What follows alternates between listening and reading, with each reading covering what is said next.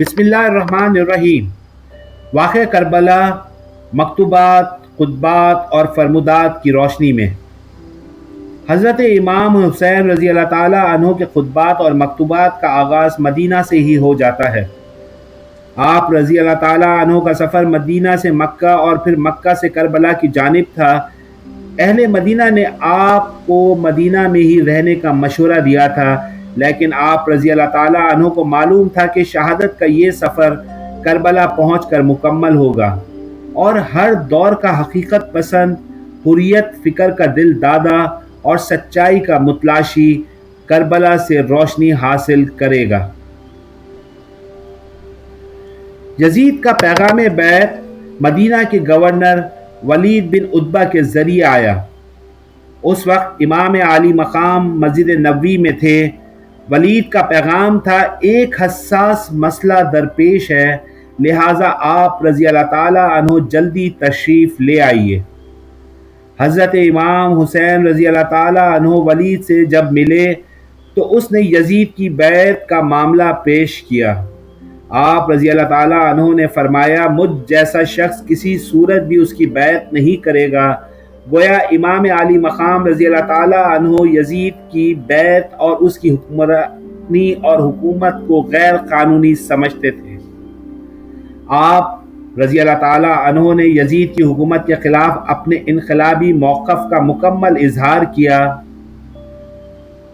ऐवान और अफसार की कमी, लोगों की बेवफाई और अवामुन्नास पर छाए खौफ व हिरास को जानते हुए उस रास्ते का इंतखाब किया जो आपका पाक और पाकीज़ा खून जहाँ रायगा नहीं गया और अपनी वसी प्रोपेगेंडा मशीनरी के बावजूद हुक्मरान उसे छुपा ना सके। वलीद बिन उतबा से मुलाकात के बाद आप रज़ी अल्लाह ताला अन्हो को यकीन हो गया कि हुक्मरानों ने बैत के सिलसिले में तसादुम के रास्ते की इब्तिदा कर दी है। हज़रत इमाम हुसैन रज़ी अल्लाह ताला अन्हो ने मदीना से मक्का रवानगी का फ़ैसला कर लिया और रवानगी से कबल क़ब्र रसूल सल्लल्लाहु अलैहि वसल्लम की ज़ियारत के लिए तशरीफ़ लाए और इरशाद फरमाया, या रब्बुल आलमीन, ये तेरे नबी सल्लल्लाहु अलैहि वसल्लम की खबर है और मैं तेरे नबी का नवासा हूँ। जो कुछ मेरे लिए पेश आया है तो उससे तू आगाह है। मैं नेकी और भलाई से प्यार करता हूँ और बुराई से नफ़रत। ए रब्बे ज़ुल जलाल, इस खबर और साहिब खबर के वास्ते तुझसे दरख्वास्त करता हूँ कि मेरे लिए वो राह पसंद फरमा जिसमें तेरी और तेरे रसूल सल्लल्लाहु अलैहि वसल्लम की रज़ा और खुशनूदी हो। मदीना मुनव्वरा से आप रज़ी अल्लाह ताला अन्हो की रवानगी के फ़ैसले की इत्तला पर जब अहले मदीना की कुछ मुख्तदर शख्सियात ने आपको बैत यजीद का मशवरा दिया तो आप रज़ी अल्लाह ताला अन्हो ने फरमाया, मेरे वालिद गिरामी ने रसूल अल्लाह सल्लल्लाहु अलैहि वसल्लम की एक रिवायत बयान करते हुए अपने बारे में इस तरह से और मेरे मारे जाने की इत्तला मुझे भी दी थी, और वालिद मोहतरम ने यह भी फरमाया था कि मेरी खबर उनकी खबर के नज़दीक वाक़े होगी। क्या आप ये समझते हैं जो चीज़ आपको मालूम है मैं इससे बेखबर हूँ?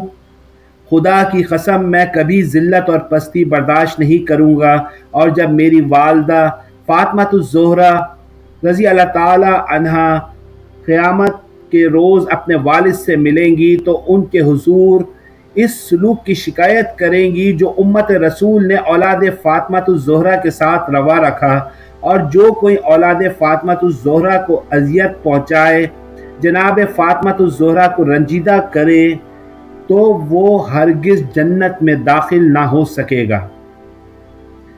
उम्मुल मोमिनीन हज़रत उम्मे सलमा को आप रज़ी अल्लाह ताला अन्हो के सफ़र की इत्तला मिली तो वो फरमाने लगी, इस तरह से इराक़ की सिमत रवाना हो के मुझे गमगीन ना कीजिए, क्योंकि मैंने आपके नाना रसूल खुदा सल्लल्लाहु अलैहि वसल्लम से सुना है कि उन्होंने फरमाया था कि मेरे फ़र्जंद हुसैन रज़ी अल्लाह ताला अन्हो सरज़मीन इराक़ करबला में शहीद किए जाएंगे।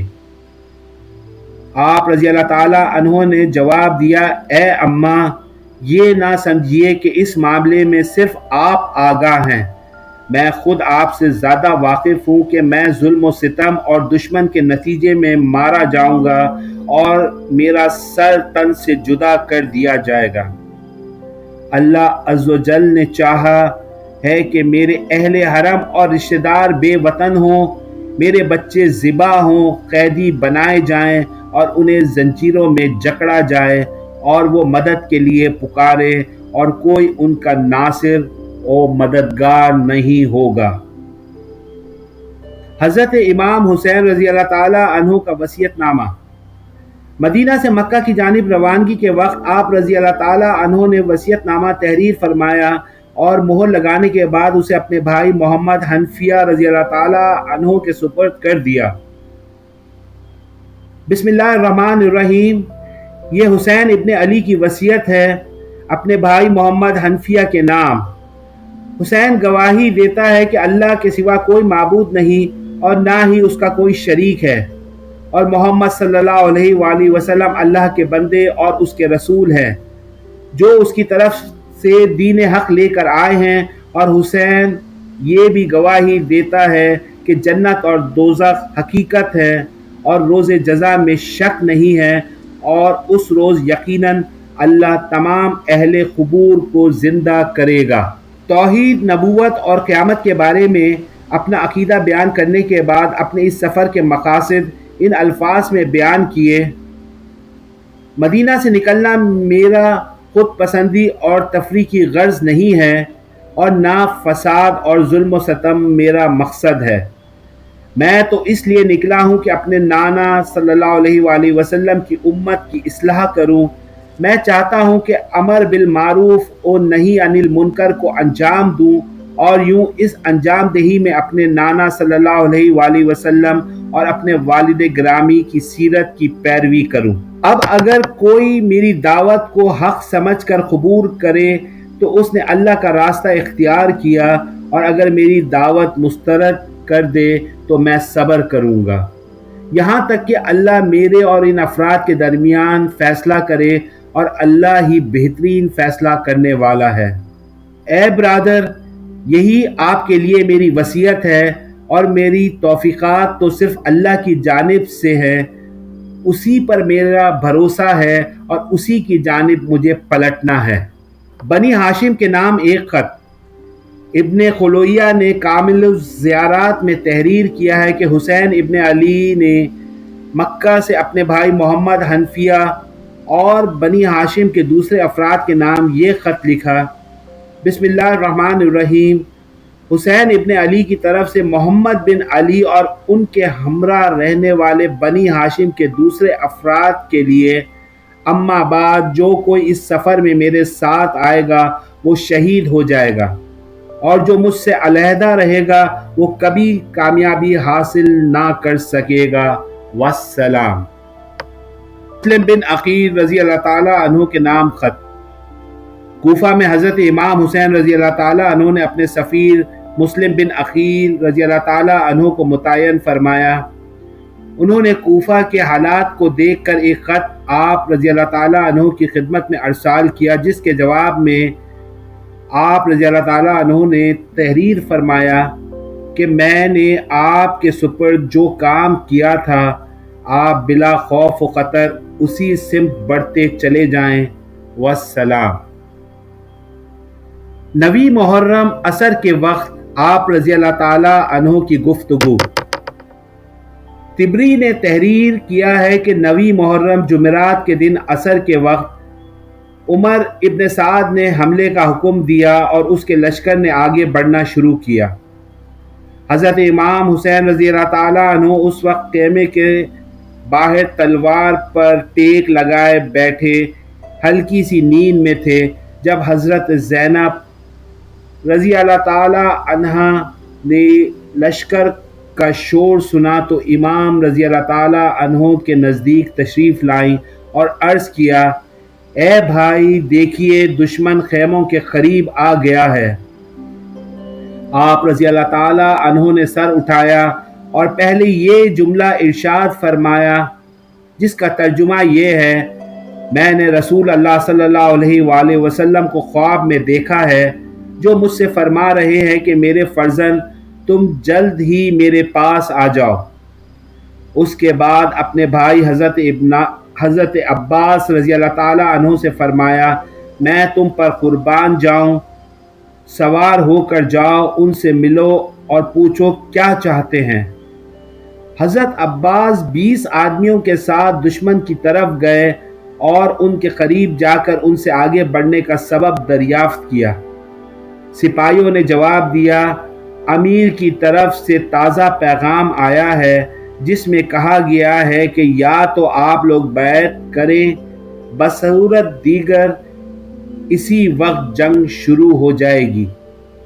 حضرت عباس رضی اللہ تعالیٰ عنہ کے جواب لانے پر آپ رضی اللہ تعالیٰ عنہ نے فرمایا، ان کے پاس واپس جاؤ اور ممکن ہو تو ان سے 1 رات کی مہلت مانگ لو اور جنگ کو کل صبح تک کے لیے ٹال دو، تاکہ آج کی رات ہم اللہ کے ساتھ راز و نیاز میں بسر کریں۔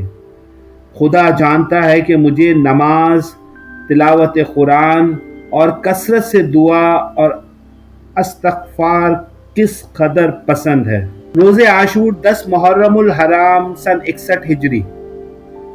عاشور کے دن جب جنگ نے شدت اختیار کر لی اور حسین ابن علی کو کٹھن حالات کا سامنا ہوا تو امام رضی اللہ تعالیٰ عنہ کے اصحاب کی یہ کیفیت تھی کہ جو جنگ میں شدت آتی جا رہی تھی ان کے چہروں کے رنگ نکھرتے چلے جا رہے تھے اور ان کے سکون اور اطمینان قلب میں اضافہ ہو رہا تھا۔ اصحاب یہ منظر اور غیر معمولی جرأت دیکھ کر حیران تھے اور امام عالی مقام کے ملکوتی اور نور سے جگمگاتے چہروں کی سمت اشارہ کر کے کہتے تھے کہ انہیں دیکھو، انہیں موت کی ذرا بھی پرواہ نہیں ہے۔ حضرت امام حسین رضی اللہ تعالیٰ عنہ نے اپنے اصحاب کا یہ جملہ سنا تو انہیں مخاطب کر کے فرمایا، اے معزز لوگوں کی اولاد، صبر و تحمل سے کام لو۔ موت تو صرف ایک پل ہے جس کے ذریعے تم سختی اور مشکلات سے گزر کر وسیع و عریض جنت اور اس کی ہمیشہ رہنے والی نعمتوں تک پہنچ جاؤ گے۔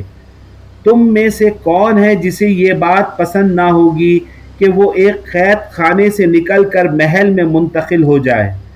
یہ موت تمہارے دشمنوں کے لیے ایسی ہے جیسے انہیں کسی محل سے نکال کر قید خانے اور عقوبت گاہ میں ڈال دیا جائے۔